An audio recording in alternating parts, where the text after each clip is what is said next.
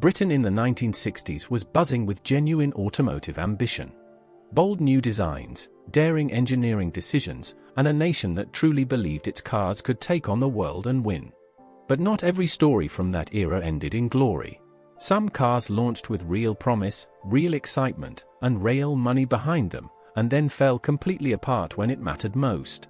Today on Britain Rewind, we're counting down 10 British cars from the 1960s that failed to deliver on their enormous potential, and trust me, it only gets more painful as we approach number 1. You do not want to miss the top spot on this list. Let's get into it. Number 10. Ford Corsair. The Ford Corsair, launched in 1963. Ford UK already had a genuine hit on their hands with the Cortina, and the Corsair was designed to sit one rung above it, a stylish, slightly more upmarket option for buyers who wanted something with a bit more flair and personality. The American-influenced styling looked genuinely fresh for a British road. Sharp lines, an elongated bonnet, and an interior that felt like a real step forward for Ford at the time. On paper, this looked like a very smart commercial move by a manufacturer that understood its audience. But here's where things start to fall apart. The Corsair carried more weight than the Cortina but offered no meaningful performance advantage in most of its variants, making it feel noticeably sluggish in everyday driving. Buyers expected refinement and character to match the confident styling, and instead found an underwhelming experience hiding behind a handsome face. It never found its loyal audience. By 1970, Ford quietly dropped it without ceremony. A car that tried to climb the ladder and never made it off the bottom rung. Would you have picked this over the Cortina? Number 9. Vauxhall Cresta PC. When Vauxhall Cresta PC arrived in British showrooms, it turned heads immediately and without apology. Big, brash styling borrowed heavily from American design, a sweeping wraparound rear window, confident chrome detailing, and an interior that felt almost glamorous by the standards of British motoring at the time. Vauxhall was targeting the executive buyer, and on paper, the Cresta PC genuinely had presence and ambition behind it. Spacious, reasonably well-equipped, and carrying a sense of occasion that smaller British saloons simply could not match on first impressions. But here's where reality didn't match the brochure at all. The driving experience was soft and deeply vague, the kind of imprecise handling that made drivers question every corner they approached. Interior quality began showing its limits far too quickly for a car at this price point. Buyers expecting real substance behind the bold styling were left quietly disappointed. Sales never reached expectations, and the executive image Vauxhall had worked hard to project slowly faded into irrelevance. A car that looked like a bold statement but drove like a quiet question mark. And this isn't even close to the most disappointing car on this list. Number 8. Morris Oxford Series 6. The Morris Oxford Series 6, arriving in 1961.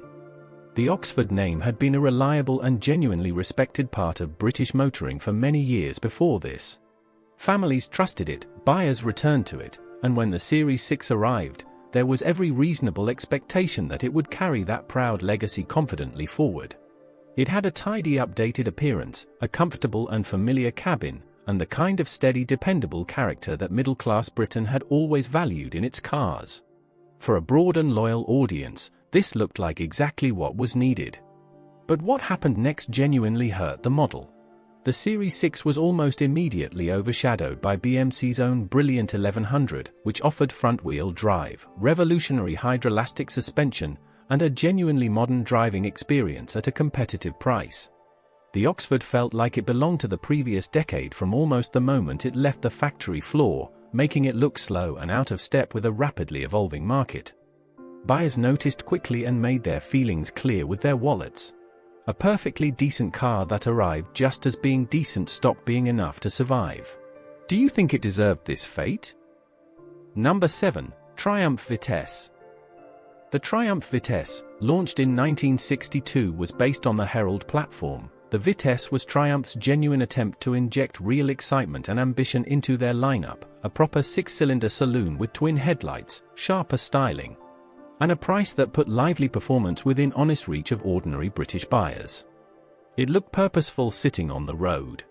It sounded genuinely wonderful at speed. And early press reviews were encouraging enough to build rail momentum.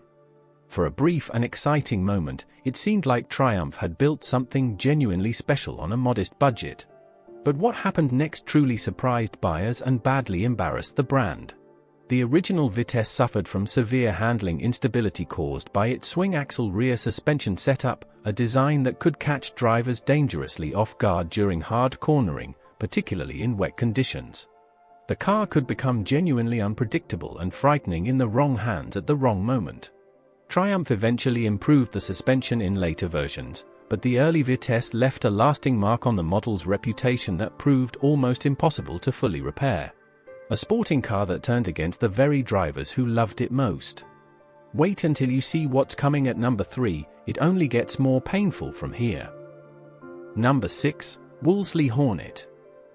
Now here is a car that had almost everything going for it before it even turned a wheel. The mechanical foundation underneath was Alec Isagonas's revolutionary Mini, already winning passionate fans right across Britain and establishing itself as one of the greatest small car designs in automotive history. The Hornet was designed to bring that same remarkable engineering to a slightly more upmarket buyer who wanted refinement paired with revolution. An extended boot, proper wood veneer trim, leather-face seating, and the Wolseley badge gave it a genuinely distinguished feel inside the showroom. On paper, this seemed like a genuinely clever and profitable idea. But here's where the promise quietly but decisively collapsed in practice. The extended rear bodywork added meaningful weight without adding any structural benefit. And the more refined interior was largely cosmetic rather than a real engineering improvement. Buyers very quickly realized they were paying a significant premium for what was essentially a dressed-up Mini, but without the original's purity, lightness, or honest character. The Hornet satisfied neither the Mini enthusiast nor the genuine luxury buyer. Badge engineering at its most cynical, wearing its very best Sunday clothes. Was this a real failure, or simply the wrong car aimed at the wrong buyer at the wrong moment? Number 5, Equipe GT. The Equipe GT, arriving in 1963, deserves genuine sympathy, because the ambition behind it was completely real and came from an honest place. Bond Cars of Preston wanted to build a stylish, accessible British GT coupe, something that could compete on character and individuality even if not on outright power or engineering sophistication. The glass fiber body looked genuinely distinctive on the road. The Triumph Herald underpinnings kept production costs manageable for a small independent manufacturer. And the idea of an affordable, attainable British GT for everyday drivers was genuinely appealing to a public hungry for something different. On paper, this looked like the underdog story everyone in Britain wanted to cheer loudly for. But here's where the dream started to unravel under real-world pressure. The Herald's known mechanical limitations were exposed far more harshly in a sporting context where performance and refinement were expected to matter. The power simply wasn't there to match the GT image being projected. Build consistency was poor, refinement was lacking, and buyers who arrived expecting a true sports car experience left quietly disappointed. A brave attempt from a small company that genuinely deserved better luck than it received. You absolutely do not want to miss the top 3, because from here, it only gets significantly worse. Number 4, Daimler SP250. The Daimler SP250, widely known as the Dart, first shown to the world in 1959 and sold throughout the early years of the following decade. Few British cars of this entire era carried so much expectation on such ultimately fragile shoulders. A punchy V8 engine, a lightweight glass fiber body, and performance figures that could legitimately rival the genuine sports cars of the day. Jaguar, Healey, Triumph, the SP250 was supposed to sit confidently among those famous names and demand serious respect from enthusiasts. Early road tests showed undeniable real-world promise.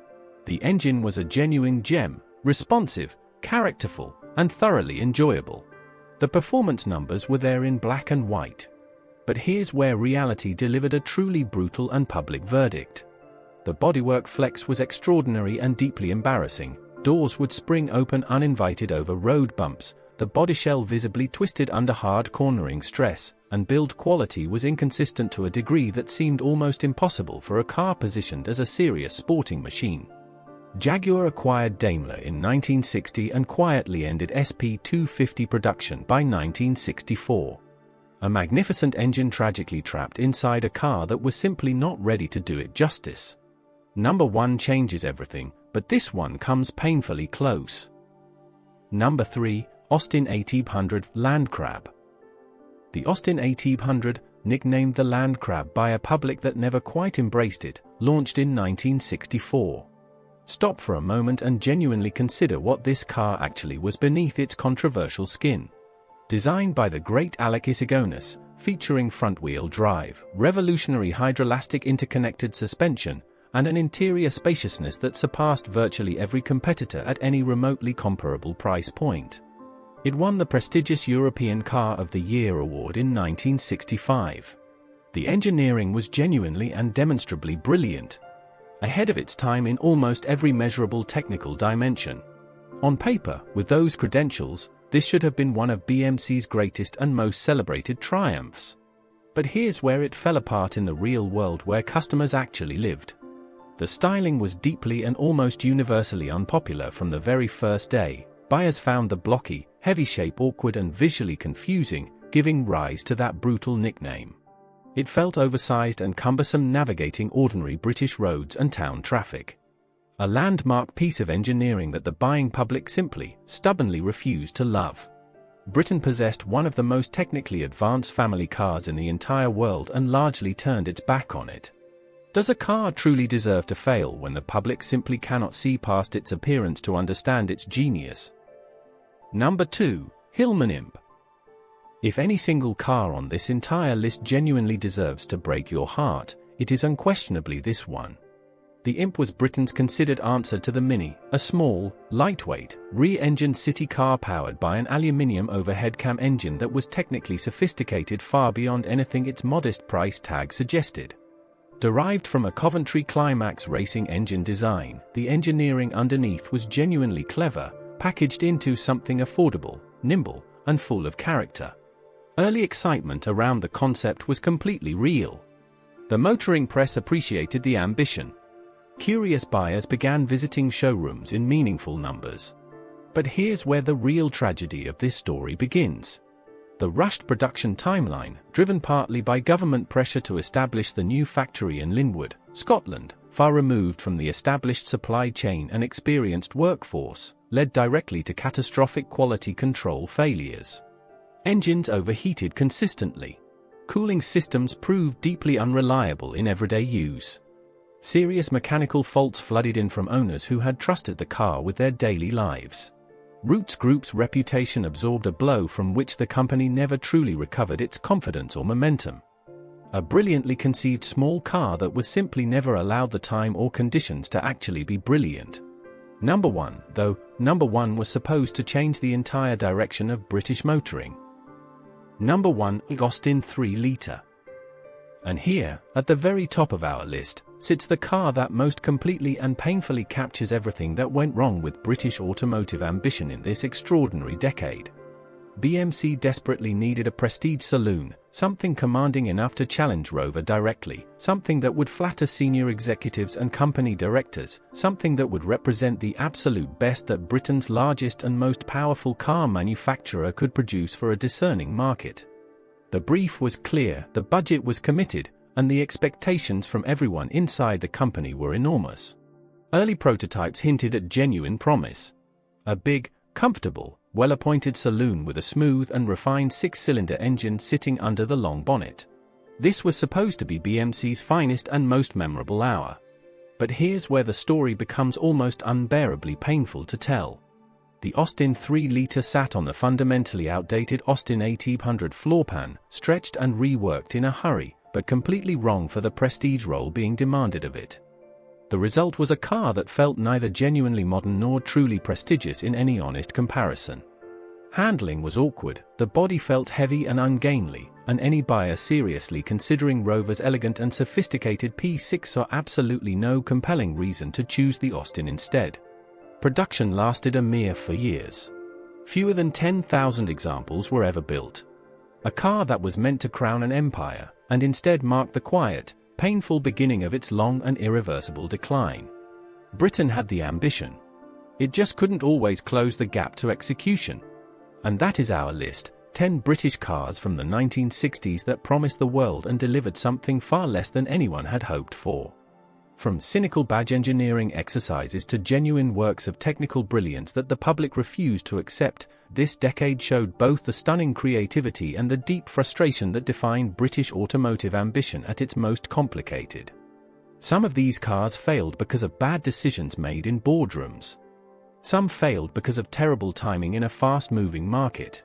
And some, like our number one, failed because the gap between ambition and real-world execution was simply too wide and too honest to ignore. Which of these cars surprised you the most? Drop your answer in the comments, I read every single one. If you enjoyed this, hit the like button, because it genuinely helps the channel grow. We will see you in the next amazing video.